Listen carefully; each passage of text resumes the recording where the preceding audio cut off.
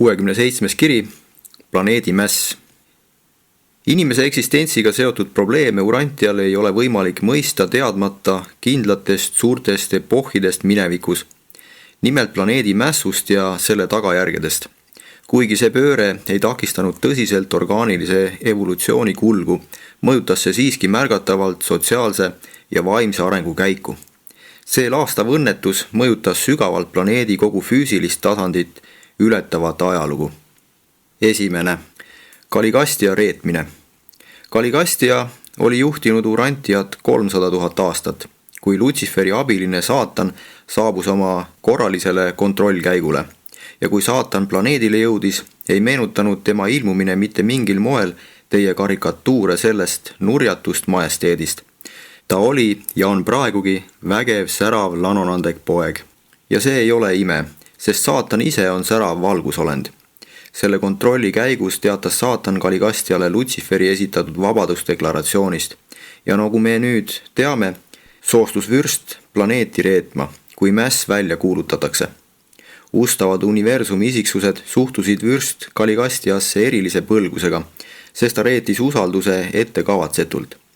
Looja poeg väljendas seda põlgust, öeldes: sa oled nagu sinu enda juht Lutsifer ja oled patuselt tema nurjatust põlistanud. Tema on valetanud oma enese ülendamise algusest peale, sest ta ei ole tõesse püsima jäänud. Kogu kohaliku universumi haldamistöös ei loeta ühtki kõrget usaldust nii pühaks kui planeedivürstile osutatud usaldust, sest planeedivürst võtab enda peale vastutuse äsja asustatud maailma arenevate surelike heaolu ja juhendamise eest.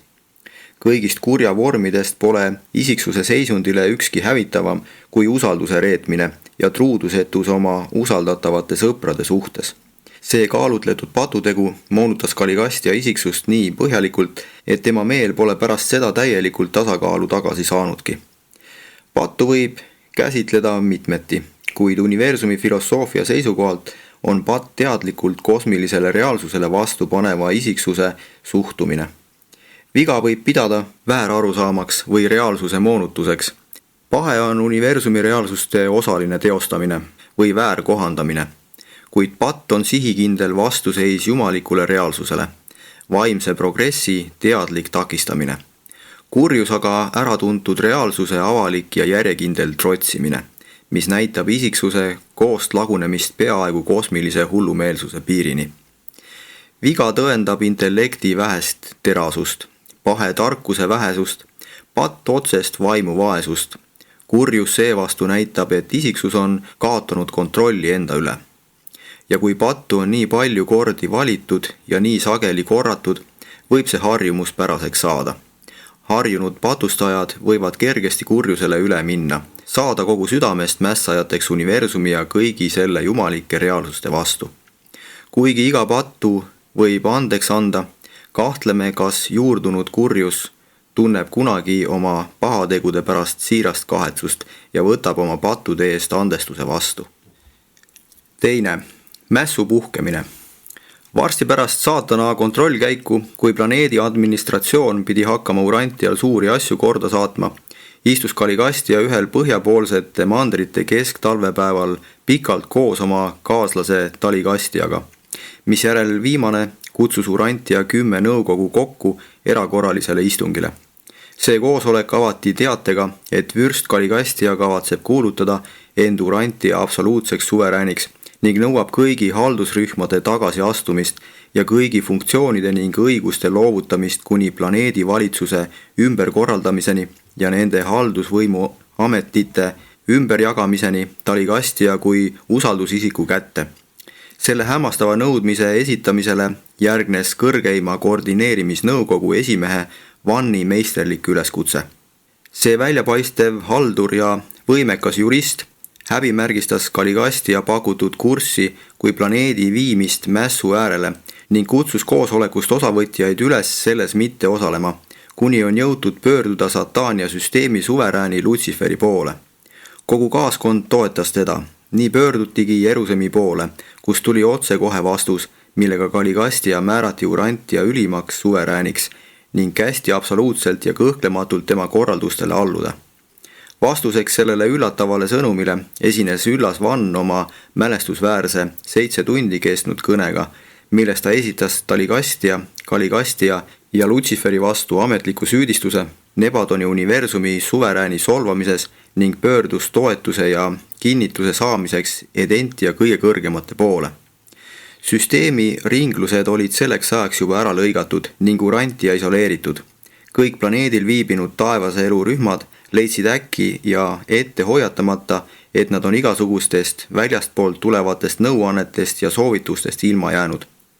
Kaligastja kuulutas Kaligastja ametlikult Urantia jumalaks ja kõigist ülimaks.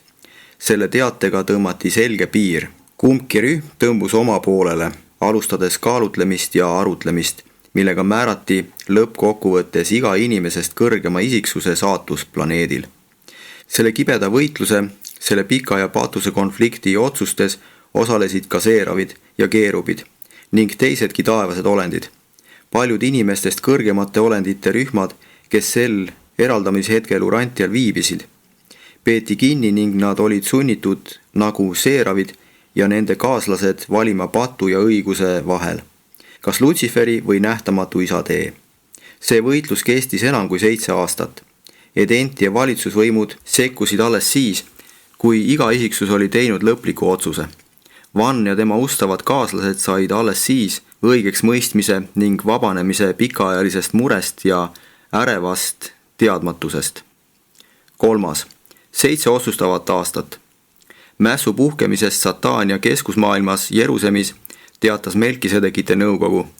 Jerusalemile saadeti kohe eriolukorras tegutsevad Melkisedekid ja Gabriel asus vabatahtlikult esindama loojat poega, kelle võimu oli trotsitud. Selle teate järel eraldati süsteem Sataania sõsarsüsteemidest ja määrati karantiini. Nüüd puhkes Sataania keskuses taevane sõda ning see levis kohaliku süsteemi kõigile planeetidele. Urantial keeldus 40 isikut, kaasa arvatud Vann, 100-liikmelisest kehalisest kaaskonnast ülestõusuga ühinemast. Paljud kaaskonna teisendatud või teisendamata inimabilised jäid samuti Miikali ja tema universumi valitsuse vaprateks ja üllateks kaitsjateks. Seeravite ja keerubite seas kaotati tohutult isiksusi. Planeedile lähetatud haldur ja ülemineku seeravitest läksid peaaegu pooled oma juhi ja Kaligastjaga kaasa ning asusid Lutsiferi üritust toetama. Kaligastjale andsid käe 40 119 esmast keskteelist, kuid ülejäänud neist olenditest jäid neile osutatud usaldusele truuks. Reeturlik vürst koondas truudusetud keskteelised ja teised mässulised rühmad ning suunas nad oma käske täitma. Vann kogus aga kokku ustavad keskteelised ja teised truudrühmad ning alustas suurt võitlust planeedi kaaskonna ja teiste mahajäetud taevaste olendite päästmiseks. Selle võitluse ajal elasid ustavad olendid müürita ja halvasti kaitstud asulas mõne kilomeetri kaugusel Dalamaatiast idas, kuid valvsad ja alati valvel ustavad keskteelised kaitsesid oma eluaset päeval ja ööl ning nende valduses oli ka üliväärtuslik elupuu. Mässu puhkedes võtsid ustavad keerubid ja seeravid 3 truu keskteelise abiga elupuu oma hoole alla ning lubasid selle energiataime viljadest ja lehtedest osa saada ainult 40 ustaval kaaskonna liikmel ja nende surelikest kaaslastel.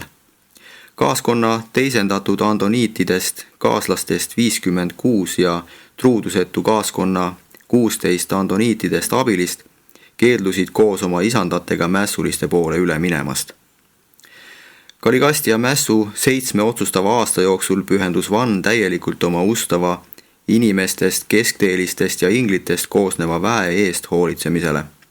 Vaimne taipamine ja moraalne kindlus, mis võimaldasid Vannil universumi valitsusele nii vankumatult ustavaks jääda, tulenesid tema selgest mõtlemisest, targast arutlemisoskusest, loogilisest otsustusvõimest, siirast motivatsioonist, isetust eesmärgist, arukast ustavusest, kogemuslikust mälust, distsiplineeritud iseloomust ja kõhklematust pühendumusest paradiisi isa tahte täitmisele.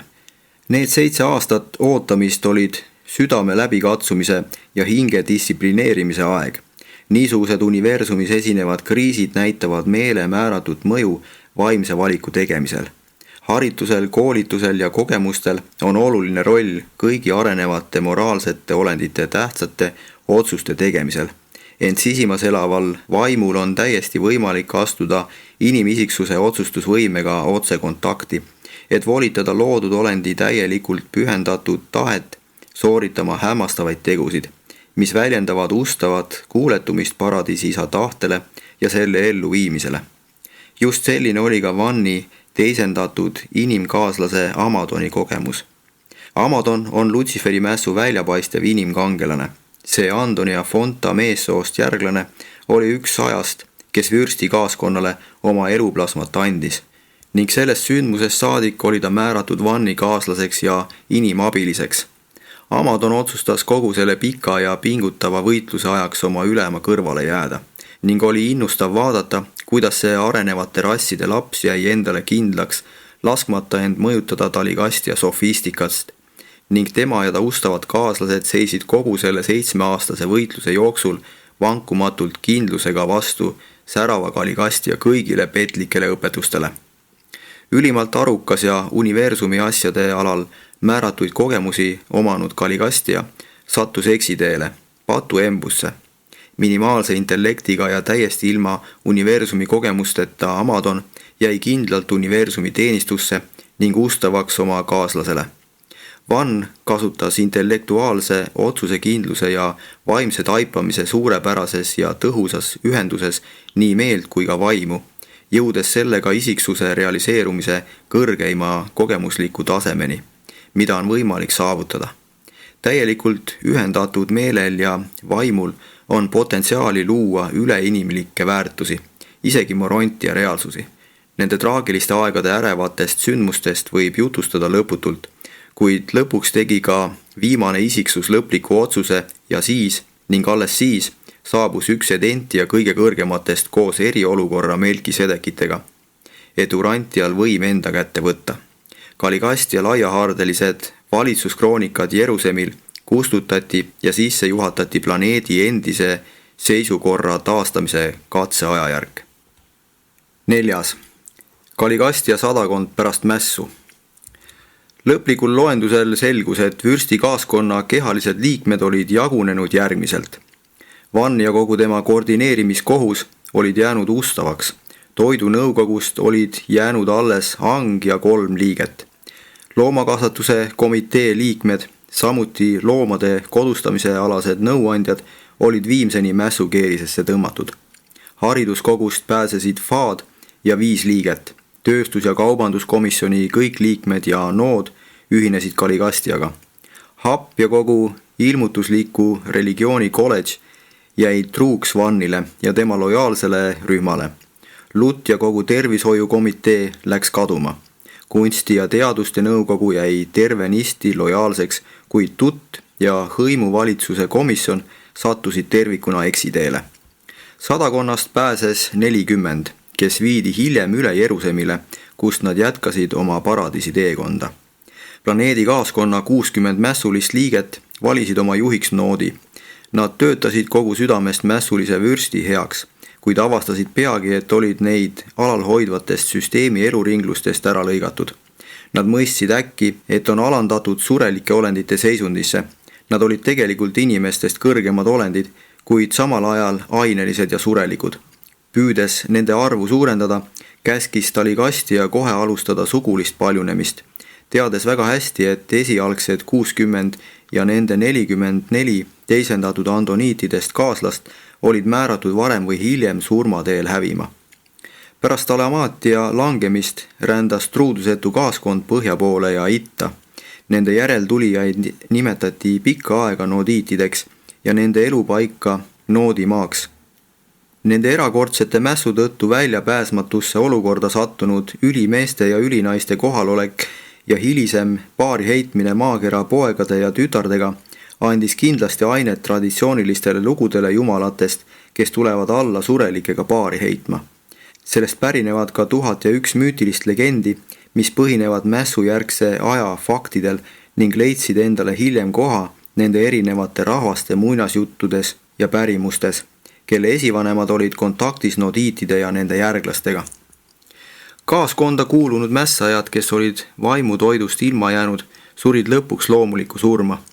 Palju hilisemat ebajumala kummardamist tulenes suures osas inimrasside soovist Kaligasti aja kõrgesti austatud olendite mälestust jäädvustada. Kui 100-liikmeline kaaskond Urantiale saabus, olid nad oma mõttekohandajatest ajutiselt eraldatud. Kohe pärast Melkisedekitest hooldajate saabumist viidi ustavad isiksused, välja arvatud Vann, Jerusalemile tagasi ja taas ühendati ootavate kohandajatega. 60 kaaskonna liikmest mässaja saatust me ei tea. Nende kohandajad ootavad ikka veel Jerusalemil. Kahtlemata jääb olukord muutumatuks kuni ajani, mil kogu Lutsiferi mässu üle lõpuks kohut mõistetakse ja kõigi sellest osavõtjate saatus kindlaks määratakse.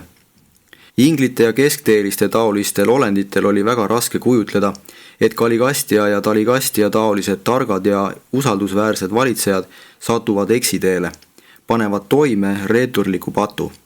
Pattu langenud olendid, nad ei hakanud mässama kaalutletult ja ettekavatsetult, olid neid eksiteele viinud kõrgemate, nende poolt usaldatud juhtide pettuse ohvrid. Algelise meelega arenevate surelike toetust oli kerge võita. Enamik inimesi ja üleinimlikke olendeid, kes Jerusalemil ja erinevatel eksiteele viidud planeetidel Lutsiferi mässu ohvriks langesid, on juba ammu oma rumalust kahetsenud ja me tõesti usume, et kõigi nende siiraste kahetsejate au mingil viisil taastatakse ning nad ennistatakse mõnda universumi teenistuse faasi, kui päevilt vanad lõpetavad kord Sataania mässu üle kohtumõistmise, millega nad alles hiljuti alustasid. 5. Mässu vahetud tagajärjed. Peaaegu 50 aastat pärast mässu puhkemist valitses Dalmatias ja selle ümbruses suur segadus. Kogu maailma püüti täielikult ja radikaalselt ümber korraldada. Kultuurilise arengu ja rassi täiustamise evolutsioonistrateegia asendati revolutsiooniga. Dalmatias ja selle ümbruses viibivate kõrgemate ja osaliselt koolitust saanute kultuuriline staatus tõusis järsult. Ent kui neid uusi radikaalseid meetodeid püüti ka kaugemal asuvate rahvaste puhul rakendada, tekitas see kohe kirjeldamatut segadust ja rassilist korralagedust. Nende aegade poole arenenud ürginimesed muutsid vabaduse kohe oheldamatuks. Üsna varsti pärast mässu puhkemist alustas kogu mässumeelne kaaskond linna energilist kaitsmist poolmetslaste hordide vastu, kes neile enneaegselt õpetatud vabadusdoktriinide tulemusena selle müüre piirama asusid.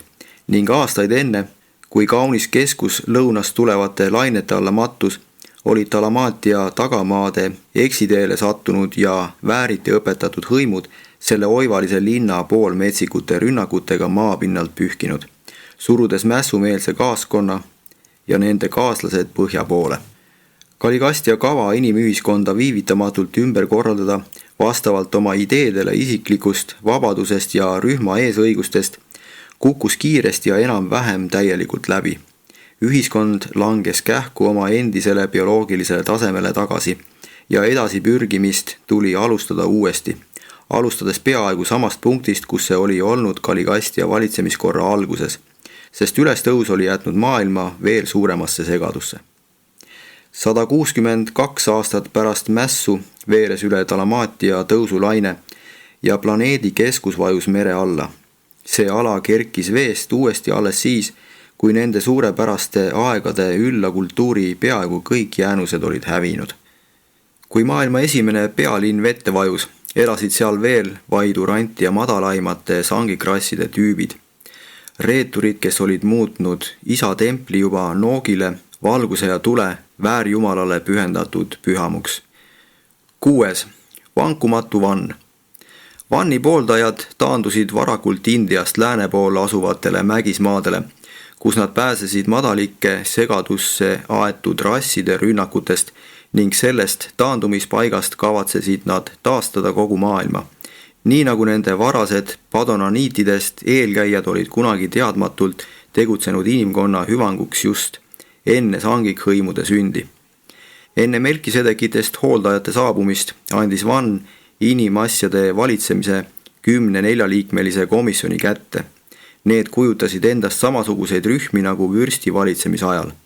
Vanemad kohapeal elavad elukandjad võtsid selle 40-liikmelise nõukogu juhtimise enda peale ning see tegutses kogu 7-aastase ooteaja. Kui 39 ustavat kaaskonnaliiget Jeruusalemmi tagasi pöördusid, võtsid samasugused amadoniitide rühmad need ülesanded enda peale. Amadoniidid pärinesid 144-liikmelisest ustavate andoniitide rühmast, kuhu kuulus ka Amadon, kelle järgi nad nime said. Sellesse rühma kuulus 39 meest ja 105 naist. 56 neist olid surematud ja nad kõik peale Amadoni võeti koos kaaskonna ustavate liikmetega taevasse. Selle rühma ülejäänud liikmed jäid oma sureliku elu lõpuni maakerale, Vanni ja Amadoni juhtimise alla.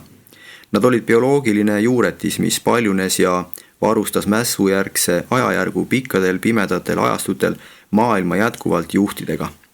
Vann jäeti Urantiale kuni Aadama ajani ja ta oli kõigi planeedil tegutsenud kõrgemate inimisiksuste titulaarjuht.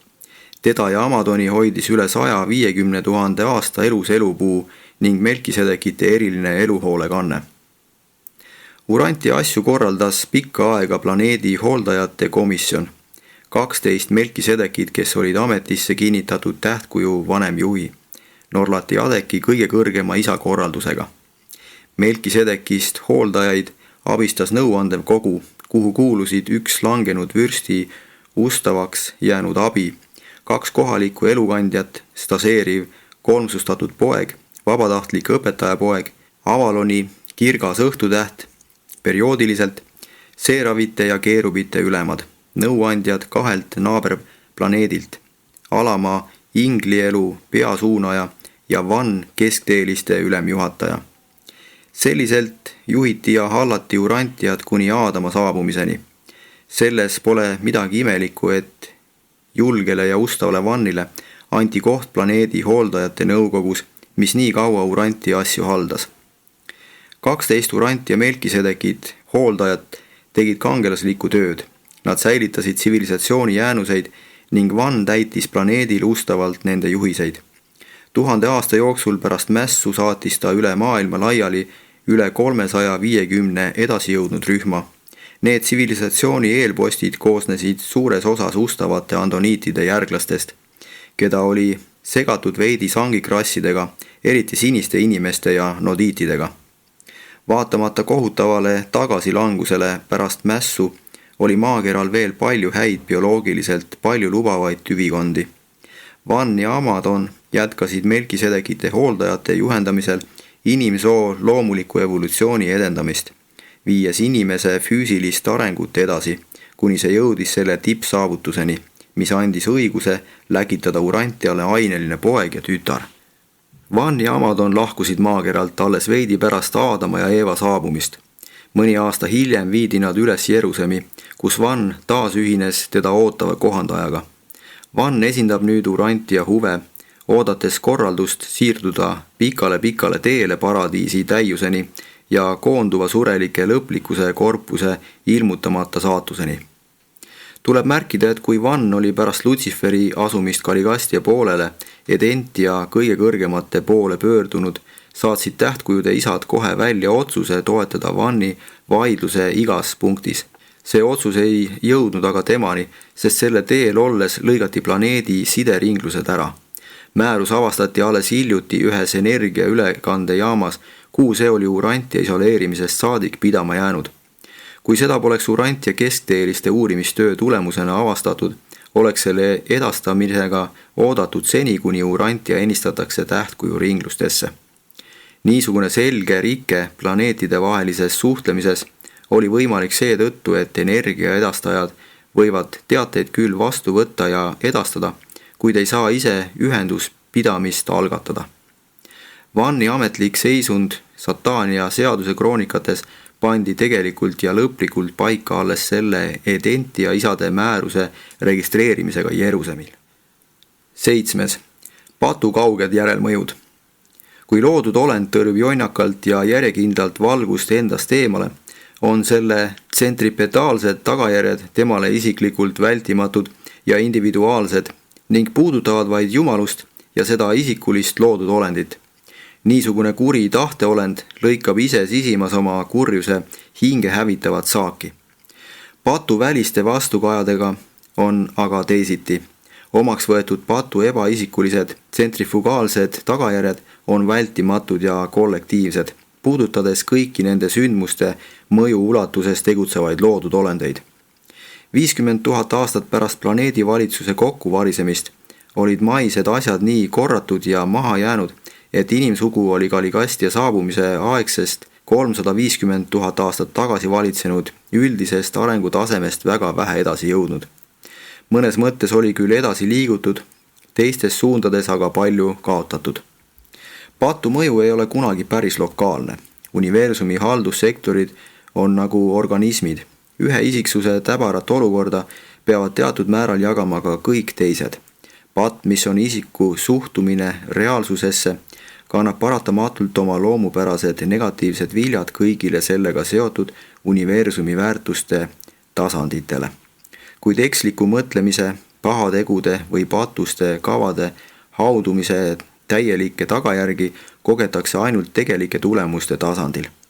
Universumi seadustest üleastumine võib osutuda füüsilises mõttes saatuslikuks, haaramata tõsiselt kaasa meelt ja kahjustamata vaimset kogemust. Patt hõlmab endas saatuslikke tagajärgi isiksuse ellujäämisele vaid siis, kui see on olendi kogu suhtumine, kui see esindab meele valikut ja hinge tahet. Pahe ja patt mõjutavad oma tagajärgedega ainelist ja sotsiaalset maailma ning võivad vahel isegi universumi reaalsuse teatavatel tasanditel aeglustada vaimset progressi, kuid ühegi olendi patt ei röövi kunagi teiselt jumalikku õigust teostada isiksuse ellujäämist. Igavest ellujäämist võivad ohustada ainult isiku enda meeleotsused ja hingevalik. Patt ei suutnud Urantial bioloogilist evolutsiooni eriti aeglustada, kuid surelikud rassid ei saanud selle tõttu täit kasu Aadama pärandist. Patt aeglustab tohutult intellektuaalset arengut, moraalset kasvu, sotsiaalset progressi ja kollektiivseid vaimseid saavutusi. Kuid see ei takista ühtki isikut jõudmast kõrgeimate vaimsete saavutusteni, kui too soovib tunda Jumalat ja täita siiralt tema jumalikku tahet. Galligastia hakkas mässama. Aadam ja Eeva jätsid oma kohustused täitmata, kuid ühegi pärast seda Urantial sündinud sureliku isiklikud vaimsed kogemused ei ole nende eksimuste tõttu kannatanud. Kõiki pärast Galligastia mässu Urantial sündinud surelikke on mingil viisil ajaliselt karistatud, kuid igaviku seisukohalt ei ole nende hinge tulevane heaolu kunagi ohus olnud. Ükski isik ei pea kunagi kellegi teise süü tõttu elutähtsaid vaimseid kaotusi kandma. Patt on vaatamata selle kaugele ulatuvatele haldusalastele, intellektuaalsetele ja sotsiaalsetele vastukajadele moraalse süü ja vaimsete tagajärgede poolest täiesti isiklik asi. Kuigi me ei suuda mõista tarkust, mis niisuguseid katastroofe lubab toimuda, oskame alati tajuda nende kohalike häirete soodsaid lõpptulemusi, mis kajastuvad kõikjal universumis. 8. Mässu inimkangelane. Luciferi mässule panid vastu paljud vaprad olendid, Satania erinevates maailmades, aga Amadoni kirjeldatakse Salvingtoni kroonikates kui kogu süsteemi väljapaistvat isiksust, sest tõrjudes kuulsusrikkalt tagasi mässumeelsuse tõusulained, jäi ta kõrvale kaldumatult pühendunuks Vannile. Koos säilitasid nad ustavuse nähtamatu isa ja tema poja Miikali ülemvõimule. Mina olin nende otsustavate sündmuste ajal Edentiale määratud ja mäletan praegugi, millist rõõmu tundsin uurides Salvingtoni teadaandeid, mis kõnelesid päevast päeva selle Andoni rassi esialgsest katselisest tüvikonnast pärineva kunagise poolmetslase uskumatust vankumatusest, transcendentsest pühendumusest ja erakordsest truudusest. Edentiast kuni Salvingtonini ja isegi Uversani oli 7 pika aasta jooksul kõigi alamate taevaste olendite esimene küsimus Satania mässu kohta ikka ja alati. Kuidas on Urantia Amadoniga? Kas ta püsib ikka veel vankumatu?